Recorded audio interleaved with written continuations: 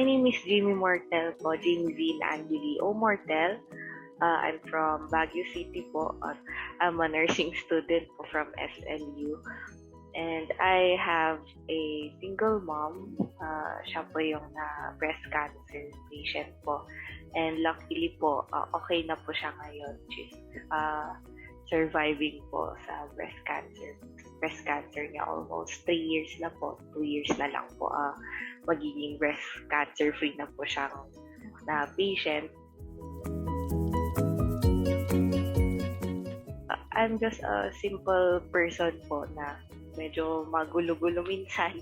Pero nakakaintindi naman po at some point. Lagi pong nandiyan, maaasahan po. Talagang hardworking po because that's what my mom always shows me. And she's always the person who convinced me to do my best in everything I do. First po, nursing was really just a dream for me. Nung bata po ako, it's just a childish dream na hopefully po, pwede ko pa po ma-achieve hanggang doctor po ako. Parang pag titingnan ko po kasi nursing, lahat po nang nandiyan, matatalino, lahat sila. Aces, lahat ng mga grade nila. Ako po, average lang po, ganun. Main reason po na nag-nursing po ako is that because my mom has this dream na tumulong po sa mga ibang tao that really convinced me to be a nurse po. Tapos sabay, ngayon pa po dumagdag lang po yung pagkaroon niya po ng cancer. It really pushed me po to be a nurse kasi na-realize ko rin po na hindi po tumatanda si mama tapos kailangan rin po nila ng nurses dito po sa family ko para po may mag-alaga rin po sa kanila.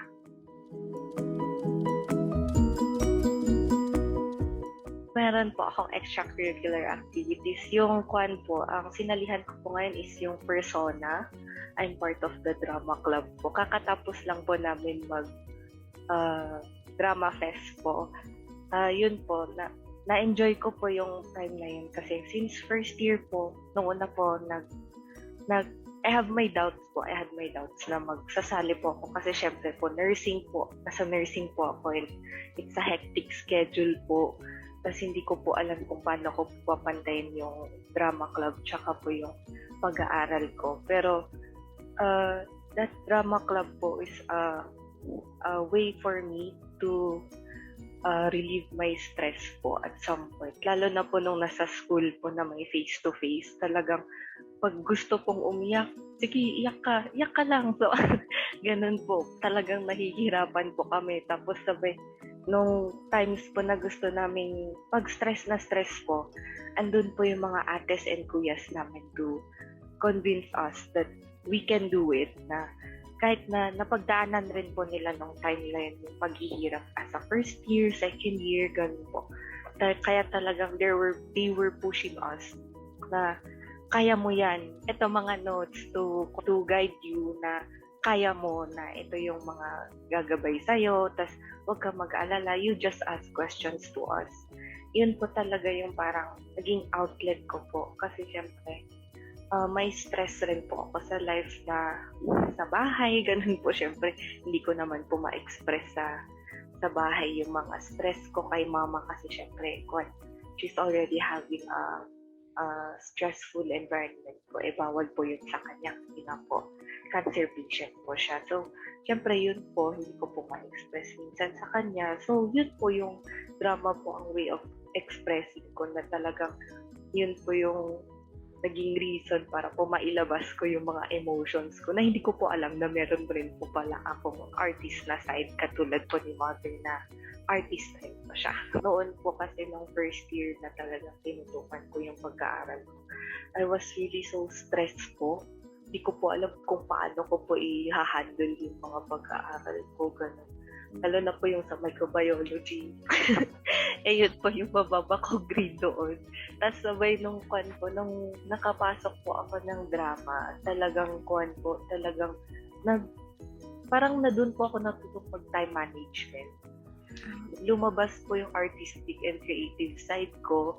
Tapos at the same time rin po, lumabas yung critical side ko na, dapat ganito, dapat ganyan, dapat ganito. Tapos sabay, yun po talagang na-apply ko po yung nursing is an art sa life ko po. So, nung simula po nung nag-duty po ako, kaya ko pong makisocialize sa mga tao na talagang I have that convincing powers na talaga. Ma'am, magpagaling po kayo. So, ma'am, ganito po ang gagawin niyo. Yung ganun po, ma'am. So, una po, ang akala ko po na nursing experience ko yung pag-aalaga ko kay mama ko.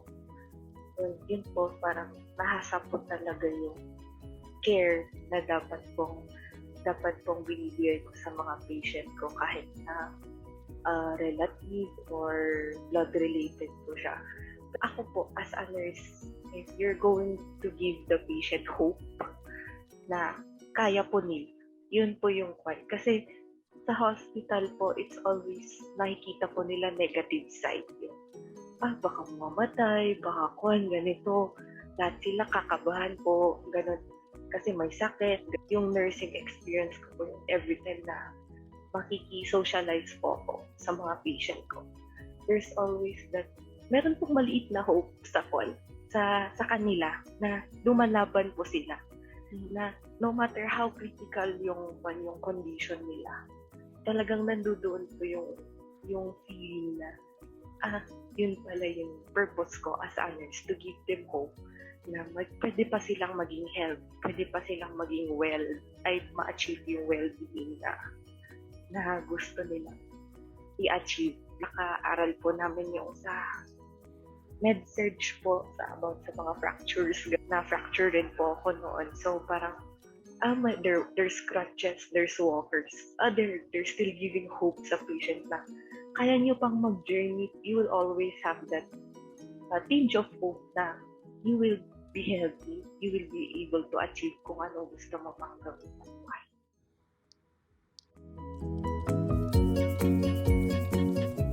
Nung una po talaga, I was really doubting po kung mag-nursing po talaga ako. Kasi, syempre, patient, yun po ang una kong inisip.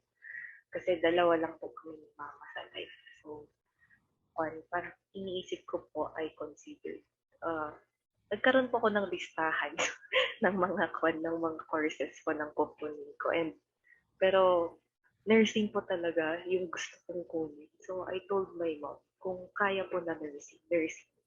Pero kung hindi po kaya, any medical related na lang po na course. Kasi gusto ko po talaga mapasok sa medical related na job to help people.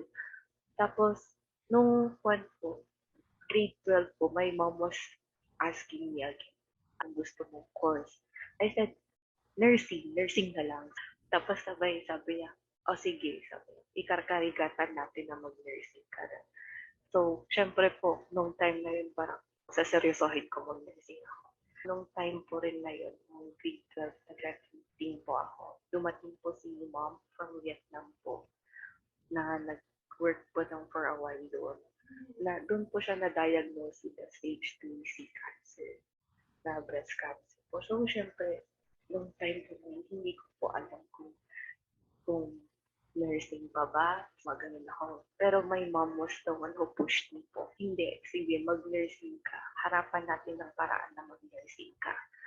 So, ayun po, pumasok po ako sa nursing with that challenge po na isa-surgery si mama ko, tapos magkikimo pa daw po siya, tapos radiation. Siyempre, nung time po na yun, parang, kaya ko ba? First year ako noon. Tapos sabay, wait lang po, naiyak po ako.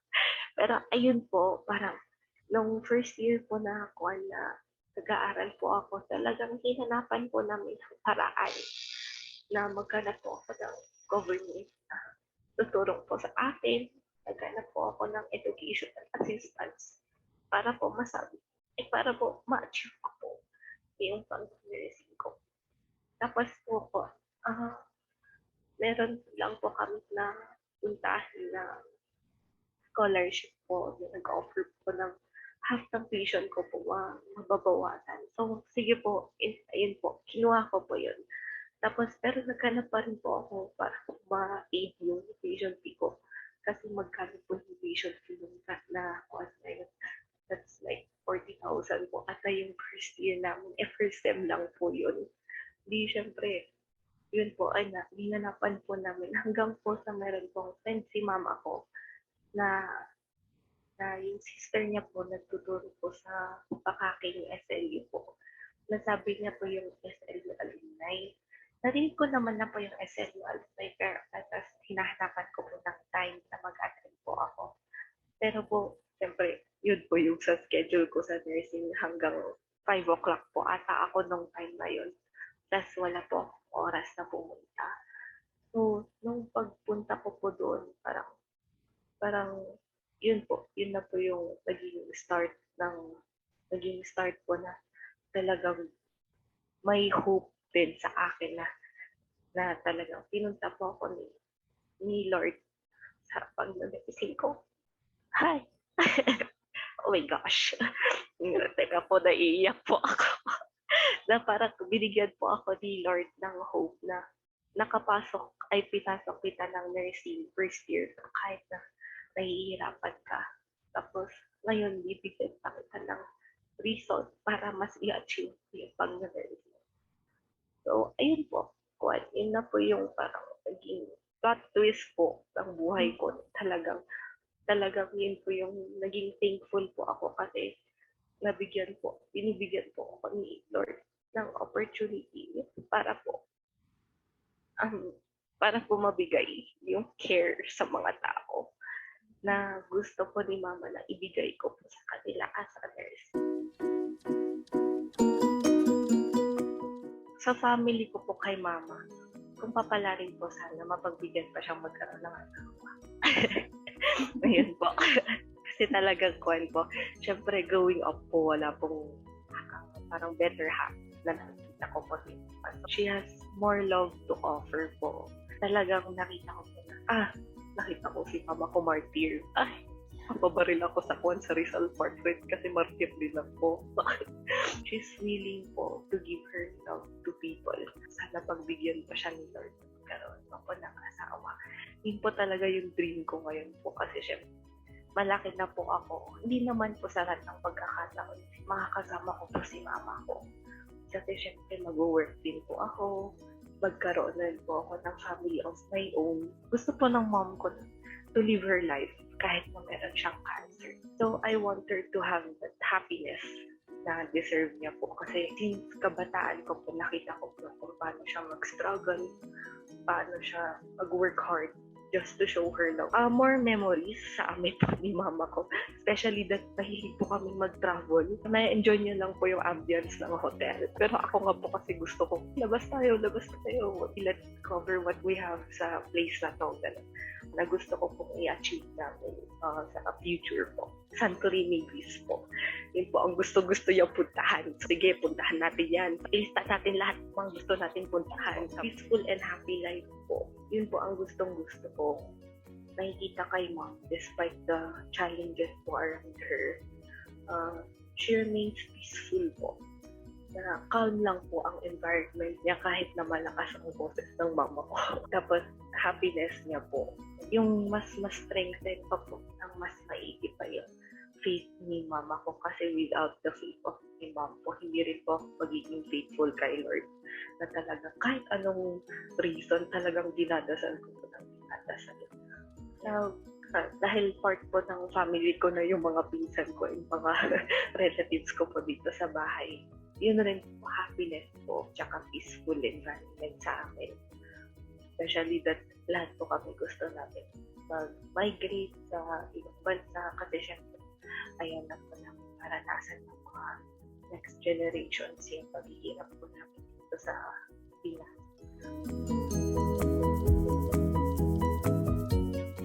Tapos for myself naman po, success success po in life and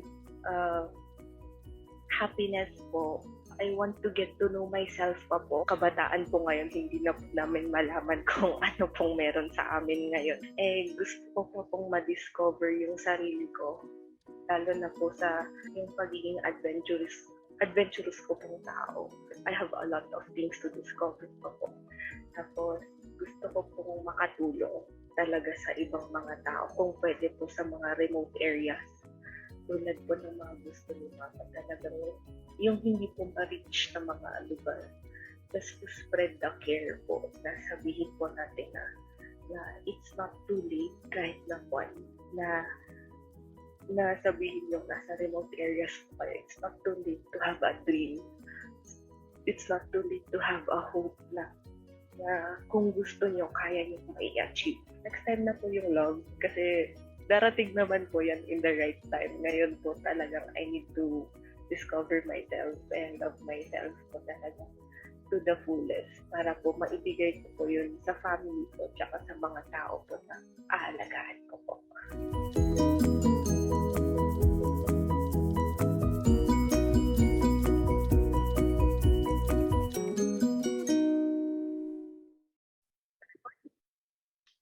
So yes, go ahead and ask Jamie questions. So I noticed something, Jamie. I noticed that when you introduced yourself, my name is Jamie, I'm a nursing student, and then you jumped right into, I have a single mom who had cancer. And every single time you talk about you, it always goes back to my mama. Do you consider her your best friend? Lahat nasasabi mo? Yes po, ma'am. Like, kuwan po talaga siya. Hindi lang po siya, naiyak na naman po ako. Hindi lang po siya mama ko. Talagang kuwan po. Talagang sister ko na din po siya. Tapos sabay best friend ko po. Parang lahat po talaga ng mga secrets ko po nasasabi ko kay mama. Tapos lahat po ng mga bagay-bagay kasi siya rin po yung 'pag nakasama ko po kasama ko po sa mga saya, sa mga kuwan po, mga bagay-bagay po tulad ng mga adventure po namin, gano'n po. Talagang siya po yung reason kung bakit rin po ako nag-o-hold on na lumalaban po sa mga bagay-bagay kasi siya po yung nagpu-push sa akin para po maging strong kasi mag-isa ko nga lang rin po na anak niya. Tapos hindi naman po sa lahat ng pagkakataon maaasahan ko po yung mga tao sa paligid ko, sa mga pinsan ko kasi sarili ko rin lang po ang tutulungan ko. Yun po. Sorry po, naiyak na naman po 'pag si mama po talaga ang usapan. That is so nice to hear. Yeah, not everybody has that kind of relationship.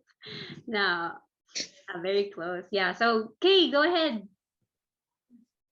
Hello. Hi, Jamie. Hi, everyone.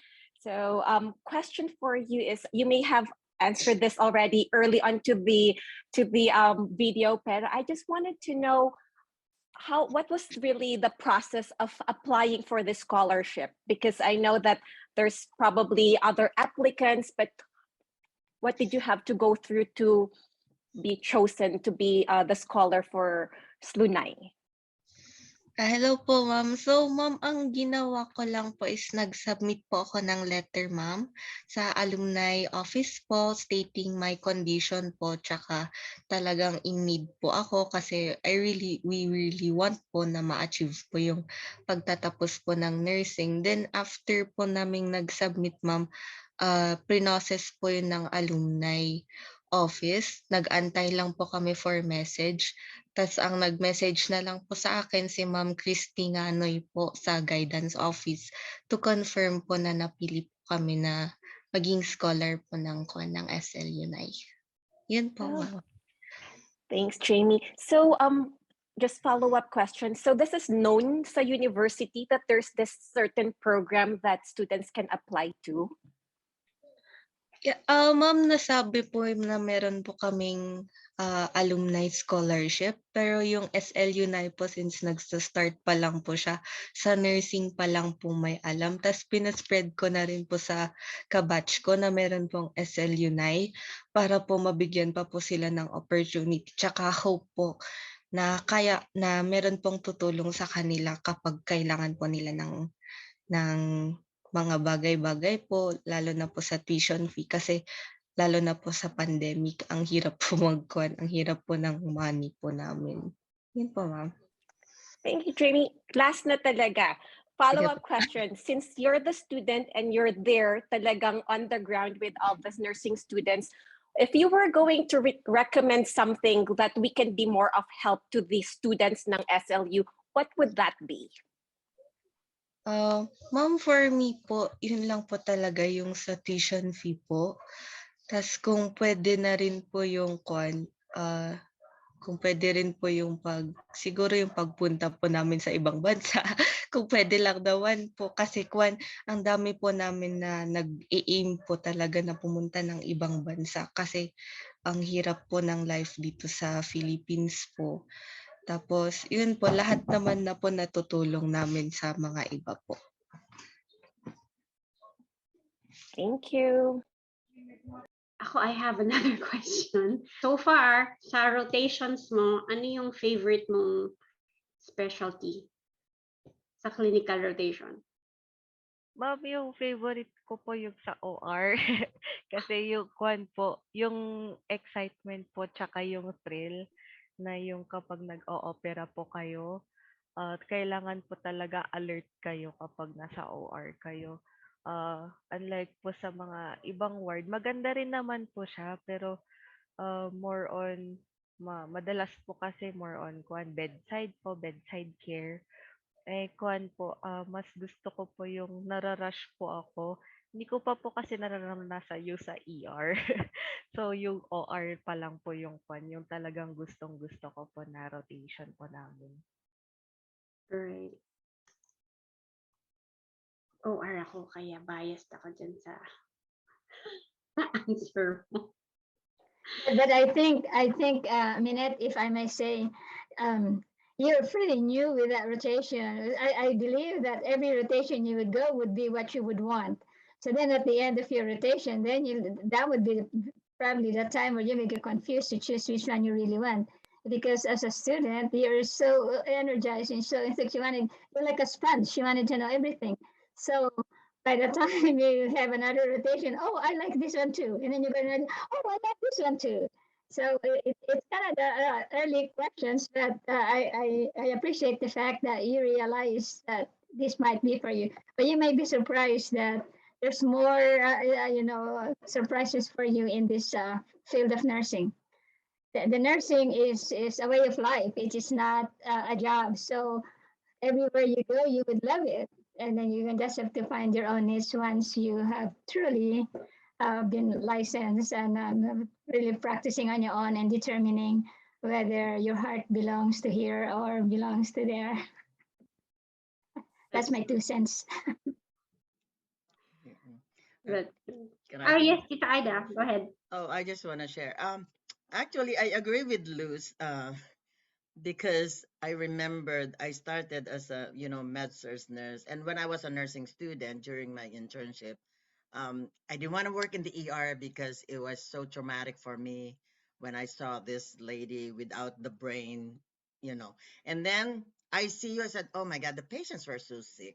But then when I came here in the US, I started with med-surg again, but then I was recruited to work in the ICU, and guess what? ICU nursing was I did that for 25 years. So it's really good that you are experiencing different specialties, and if you really like the OR, it's also a very good specialty. So do what you think is best for you and where you can grow and where you can learn. Okay. And I agree. When I graduated, the informatics specialty did not exist, at least in the Philippines. And then that's what I'm doing now. So it can go in different directions. Siguro by the time you know, maybe 10 years down the road, baka may iba na namang specialty that will get born out of nursing. So yeah, it will be very exciting. But every single rotation that you go through, or every single role that you go through, you will pick up a lot more knowledge that will build upon, you know, each of those years, and then it will be a very rich career. Hi, everyone. With regards to specialty, when I was a student, I already have a feel of what I don't want to be a part of.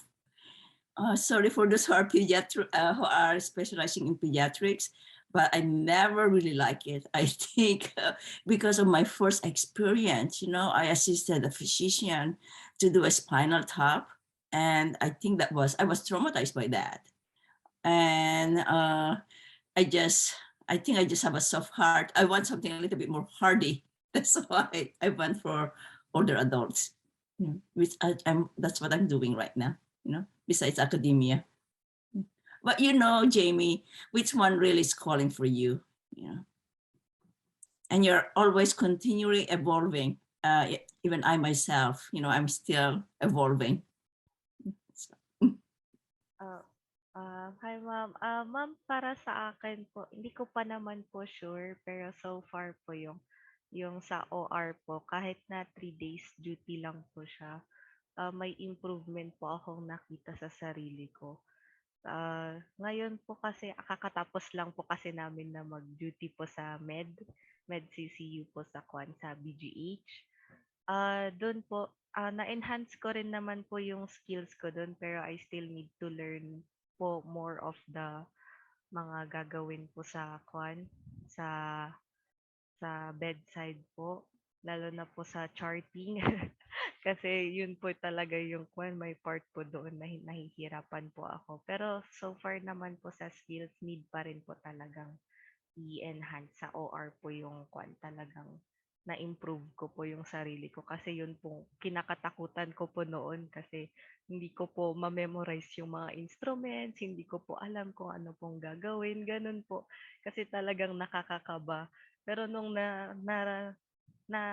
po kami, na-rotate po kami doon nung kailan lang po, talagang with the help of the nurses din po sa SLU, talagang po, pinush po nila kami na ganito ang gagawin, kaya po na improve ko po yung sarili ko sa OR. Yun, ma'am. Go ahead, Kay. Yes, me again. So, Jamie, since there's so many of us nurses here with different specialties, I heard you at the Offie about peds. Hey, pediatric nurse, talagang, you know, for me, yun yung love ko. So I just wanted to give Jamie the opportunity. If you have any questions for us, please ask us questions then, so that we can provide some guidance, advice, or just give you some, a glimpse of what our specialties are as well. So, I just wanted to encourage you to ask us as well. Yes po, ma'am. Thank you po, kasi nasa isip ko din po yung I'm considering rin po PIDYA kasi mahilig po ako sa mga bata. Kaya kaya talagang yung mga bata po, kasi nakikita ko po yung hope na lumalaban rin po sila despite the sickness rin po. Kasi sa matatanda po katulad po nila mama, sila lolo at lola po, na mahina po yung puso ko kila lolo at lola, naiiyak po ako. So yun po, wow. Thanks. Inat, I want to say something. Yes, go ahead. Hi, Jamie, you are the only student against this whole group of nurses around you. And looking around the panel, I can see several leadership with the PNA. They have played roles and are active members of the Philippine Nurses Association of America. What I could comment on, I listened to your whole presentation, and if there is emotion, if there is tears, that is sincerity and it's coming from the heart. Your scholarship, by the way, I congratulate you for having been selected as your scholar. That in itself is an early and a beautiful beginning for someone in the nursing profession. I wish I had an opportunity to have scholarship way back when I was going to school. But it is something that you have been selected from the very few. You you succeeded from amongst the best because scholarship is not given for free without any merit to your qualifications. And with that, congratulations for being one. Um, you are a student and this is time to explore. Yes, you like OR nursing. And of course, who doesn't like OR nursing when you are a student wherein the patient does not complain? You, a patient who will not ask you for a glass of water. But keep your options open. Nursing is just an incredible field, and like recently, there had been more opportunities for nurses. You still have to have a nursing degree. And I myself did not pick nursing as my first personal choice. I was going to journalism school, but the timing was not perfect. It was the time of martial law, wherein there was no freedom of the press. My father was was telling me that yes, it's not. He didn't like the journalism thing. He still wanted me to go to med school, but I said, well, Dad, if that's what you want, why don't you go to school yourself? So anyway, I followed what I wanted to do. But came along enrollment time. Well, where do I really want to go? So I ended up going to, okay. So it was incident that I was visiting someone from UST hospital and we were too early for the visiting hours. So we went to the medical building and said, lo and behold, there was a open registration for entrance exams. And my sister-in-law said, have you ever thought of nursing? And I said, no, and never will be. And then she said, well, why don't you walk home or run home, get your card, and I will pay for your $20, 20 peso registration to take the exams. And everything else was history. Nursing, journalism it went on the wayside. But, I just found out that, being a nurse, you can be a journalist still. There's a lot of opportunities in journalism. There's still a lot of ways to express yourself in writing. And that is either through newsletters, through journals, you do your research, and of course you publish. But, I congratulate you for being here. And I congratulate you for being in nursing, that you are one of our hopes and you will be one of our caretakers as we continue to age along. Um, I want to convey to this group that we are all here for you. If I look around the panel of who are here on this gallery, it is very encouraging that we are all here to advise you because all of us here are registered nurses. And by the way, you finally hit the jackpot mainly because your group, your generation is the answer to this global nursing shortage. It is not only America, it is a global epidemic, or it is a pandemic in itself. My nephew just went to London and he's only been there a month and he is having a romance of the stone of London. So congratulations, good luck, and wish you the best in your profession. Thank you. Thank you po, sir. Thank you po. Thank you, David. So, Jamie, just for context, not all of us here in this call are from SLU. Tito Pete is from UST. Tita Aida is from FEU. Allah, I can't remember. Tita Charina and Tita Elisay and Tita Nini, please chime in just so Jamie can get a feel for how many people are supporting her. So it's across, and that's how our Kuya Dino has forged these great friendships and relationships through his leadership in his service for the PNAA. And that's also how he rallied support from SLUNAAI and how we were able to form this organization. And it's so ironic because we formed in the year of the pandemic. We are thriving, we will continue to march forward. And our dream is to have more Jamies. So we want to see more inspiring stories like yours. I am also really thankful that because of Jamie applying, that we were able to have some sponsorship to allow you to go back to school. And I'm glad that's also in your bucket list to be able to give back when you are in the position. And I really like to acknowledge Luz, because Luz really was instrumental in supporting our first scholar. Thank you, Luz. Kuya Cliff is here. He's from Vancouver, Canada. Oh, hi. Sorry, guys. I was a little bit late, but yeah, nakahabol lang. Karen, did you want to share some nuggets of wisdom?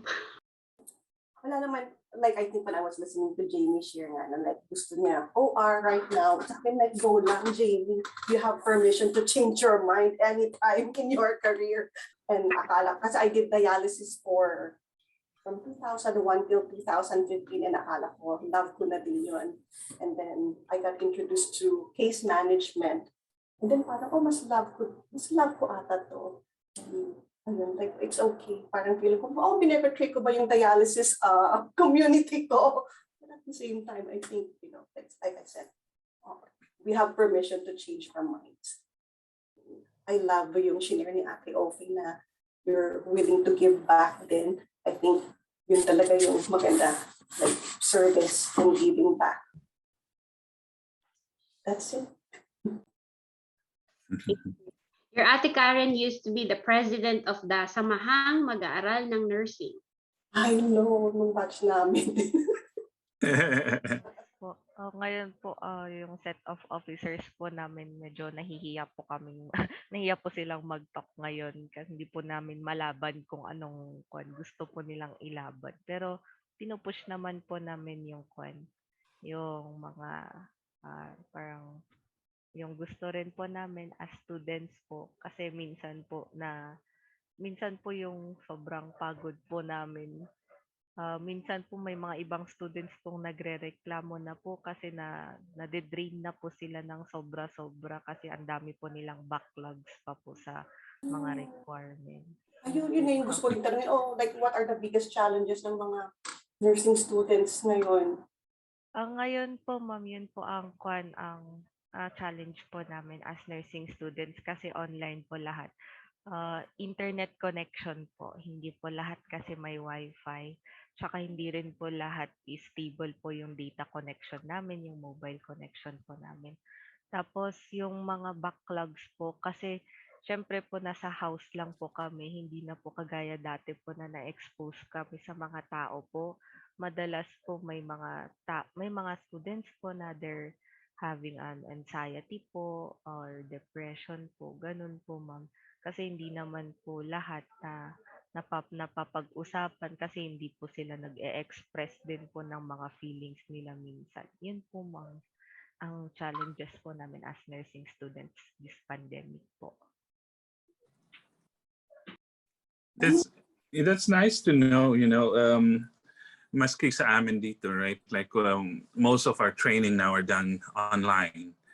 One thing is, it's the challenges of the times, and just make, just take on the stride. Any of the challenges that you have, mas marami pang challenges kayo when you go to, when you work. And another thing is, you were talking about specialization and everything. Yeah, you're okay. You want to be, take things as it comes. Like for us, we had our specialization. Like for me, my basic specialization was in trauma and in emergency, and I went to school to take my specialization. But after the fact, after how many years in specialization, there are other specializations that you can take, in administration, management. And like for me, I went into another field called health informatics. It's a very challenging but very exciting part. And right now I work from home. I've been working from home for 2 years now, and imagine putting in a project of 30, right now I have a project which is worth 33 million, and I'm doing it online at home. So yung challenges doing your coursework online is much more, ang nasasabi ko lang is, those are the challenges that comes to us. And I think with the basic educations and nursing natin sa St. Louis, that brings you to a lot of your background thing that's gonna enforce your ability to become a nurse, right? So yeah, good luck. With that said, Jamie, are you guys getting the support that you needed? Ma'am, yes po, nagiget naman na po namin yung support na kailangan po namin kasi lalo na po inopen po yung guidance counseling po namin para po ma-support po yung mga ibang schools din po to express po what they are feeling. Tas sa amin po, yun po yung mga psych nurses po namin na teachers, dun po kami nag-o-open up, or hindi po sa mga ka-close po naming mga instructors po para po ma-express rin po namin yung nararamdaman namin sa academics po, or may problems po kami in terms of family po or sarili po namin. Ganun po, ma'am. Follow-up question with yung sa tinanong ni Ate Offie. So Jamie, sinabi mo nyo nga na lahat mostly online. Are there any plans na pagbalik ninyo ng in-person anytime soon? Or, I mean yung mga lecture portion, babalik ba kayo anytime? Or lahat pa rin online ang plans for the next semester? Yes po, ma'am. So start na po namin by next week po. Actually, nagsa-start na po kami sa mga skills lecture po namin ng face-to-face po. Pero ayun po, social distancing pa rin po siya. Andun pa rin po yung mga face mask namin and yung face shield po. Tapos yung pag-apply po namin sa hygienes po namin ng pag-hand wash po. Andun pa rin po siya, pero limited pa rin po, parang 3 days po in a week po yung pag face-to-face po namin. And are you required na naka-vaccine lahat ng mga estudyante going back face-to-face? Yes po, ma'am. Kailangan po talaga para po hindi rin po kami mahirapan po as a student kasi kami pong unang may expose tapos mag-duty pa po kami. Yun po, ma'am. Kaya required na po na naka-vaccine po kami hanggang booster po. Okay. And provided ng school or paano na-access ng mga students yung mga vaccinations? Ma'am, yung vaccination po namin, yung sa COVID po, talagang nagpila po kami. Pinagpilahan po namin. Pero ang maganda po nun, kami pong mga SLU students po, sa SLU gym po kami nagpa-vaccine para po accessible siya. Tapos yung mga dun, kamakailan lang po dun sa booster, tsaka lang po binuksan sa SLU po. Okay.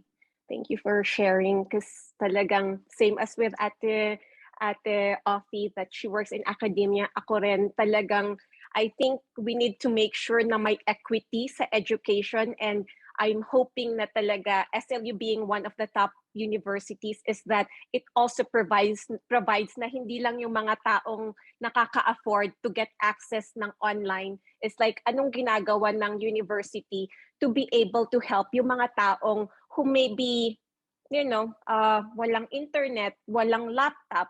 I mean, talagang to make sure na lahat on equal footing kasi alam natin sa SLU, very strict ang certain grades and some people naaalis sila sa program dahil sa certain grades, and I just wanted to make sure na may equal lahat, hindi na discriminate ang mga certain students dahil sa economic situation nila. So thanks for sharing. Speaking of that pala, Jamie, how do you access library materials? Ma'am, meron pong kaming portal na ngayon po sa SLU. They gave us a link po para po ma-access po namin yung mga books po sa library. So doon po sa research po, mostly doon po kami nagse-search po ng mga journals po namin kung hindi po sa Google po. Ganun, ma'am. Oh, just a follow up with, I think, was it late last year? There were a few schools na they went into clinicals, and a lot of them had COVID as a group, right? I believe UB and some SLU students and some I think natamaan was it the University of Cordilleras and UB, where a lot of their students who went for the clinicals had acquired COVID. What is the school doing right now to make sure that doesn't happen again? Sir, ang ginagawa naman po ng school, minimake sure po namin na pag na-expose po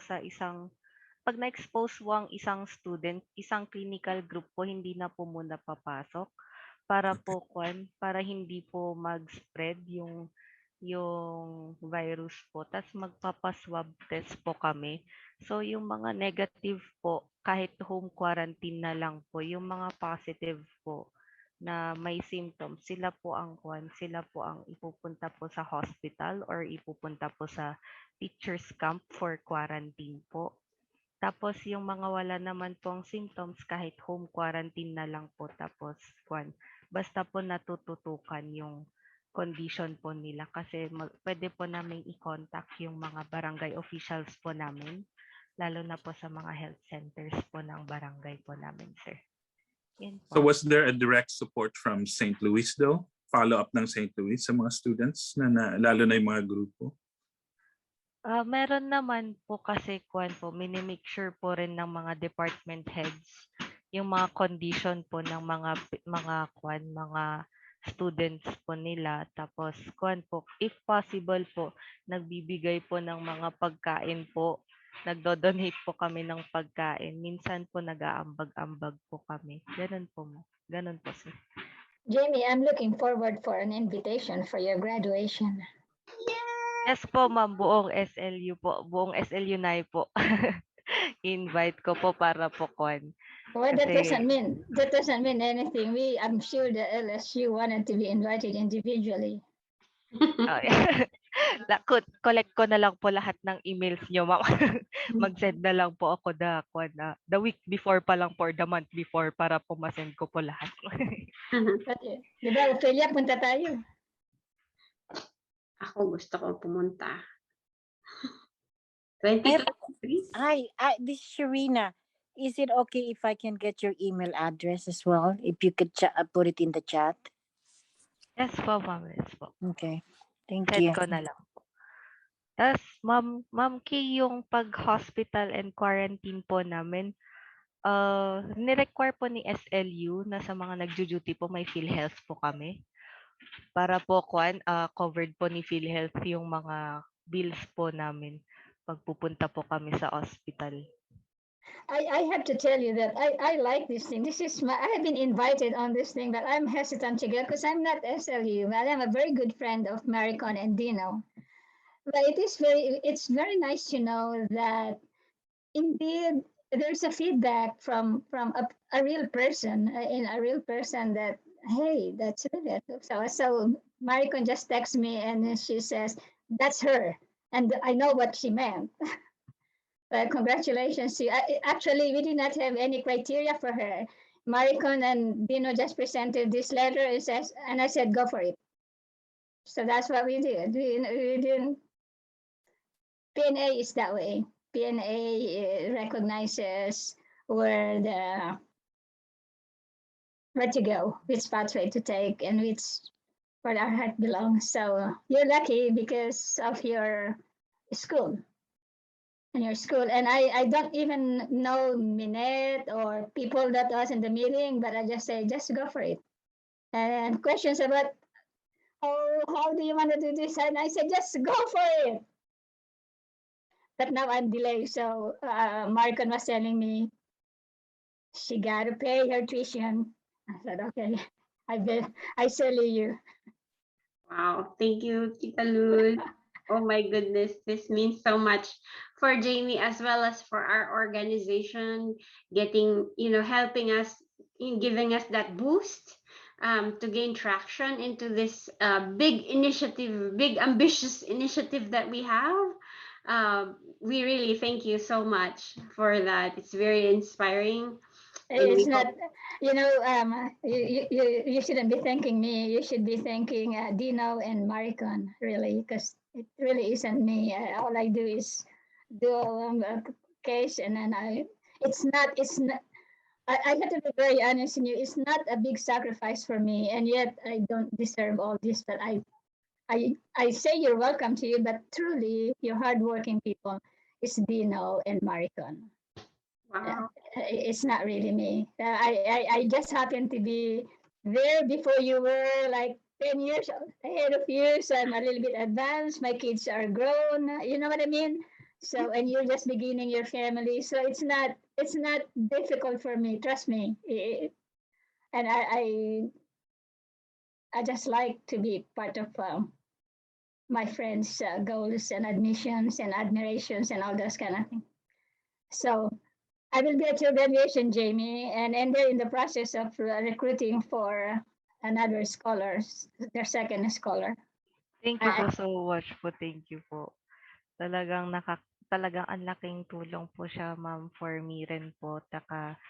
For me to inspire rin po other students po to join the SLUNAAI po para po. At the same time po na natutulungan po kami rin po yung magbabalik rin po ng tulong sa mga future nurses pa po namin. Thank you po talaga, ma'am. and Minette and Karen, and I only know Ophelia because of our committees, but I should be the one thanking you for that opportunity, and I really thank you for that. We belong to FEU Alumni Association because we've got this friendship type of thing, but you have a very ambitious goal, and this is very good because you are all young.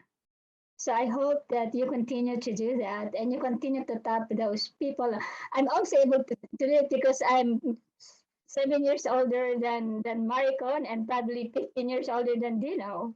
So I really, it's not, but I'm just happy to be here, and I wish that I don't forget this Sumba Chismis or whatever it's called. But you rest assured that I will be there for as long as I am here. Until I have my last breath, I will be supporting your scholarship because I do like the scholarship committee. Wow. Oh, thank you, Luz. Thank you you, so ma'am. much. Thank you so much po. Yeah.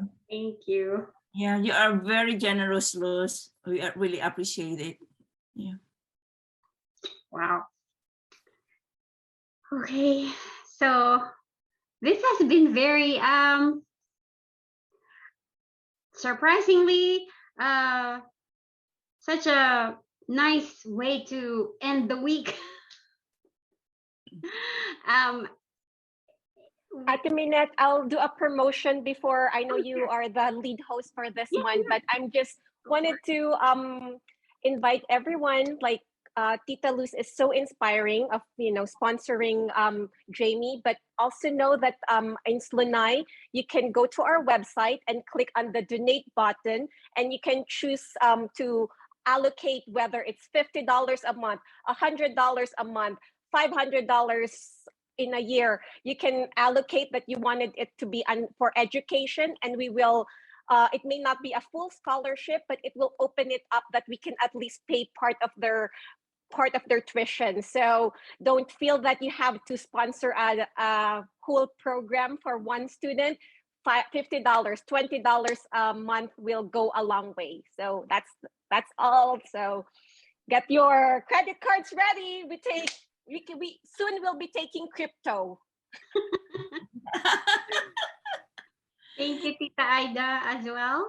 But yes, if you go to our website, slunaai.org, there will be a link there for you to donate, and then you can choose which one you want to allocate the money for. It could be community outreach, general fund, or scholarship, or other. Sometimes if there is if there's an emergency situation where we want to pull our funds and make a bigger impact together, we do that as well through our organization. So, yan. So yes, Jamie, we look forward to having you on board after you become a nurse na and help us give back as well. So glad you're here, and thank you for sharing your story. All right, so we'll see each other next month.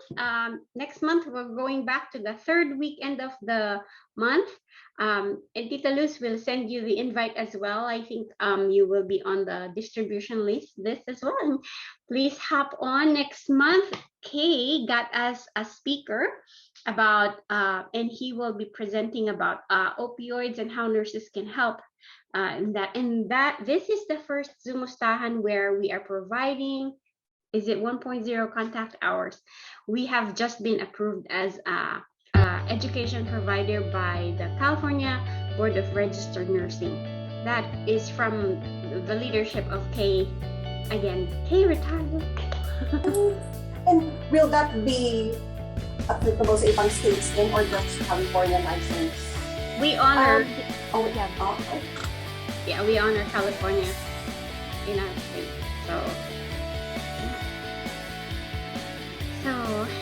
see you guys May 20, 5 p.m. Pacific Standard Time, 8 p.m. Eastern Time. It's a Friday, so please put it in your calendar. Zoomustahan for our first continuing education hours. So we're giving CEU. We're opening up the opportunity for CEU here in SLUNAAI. So see you guys next month. All right. Thank you, everyone. Thank you. Thank you. Thank you po, ma'am. Thank you po. Thank you po talaga.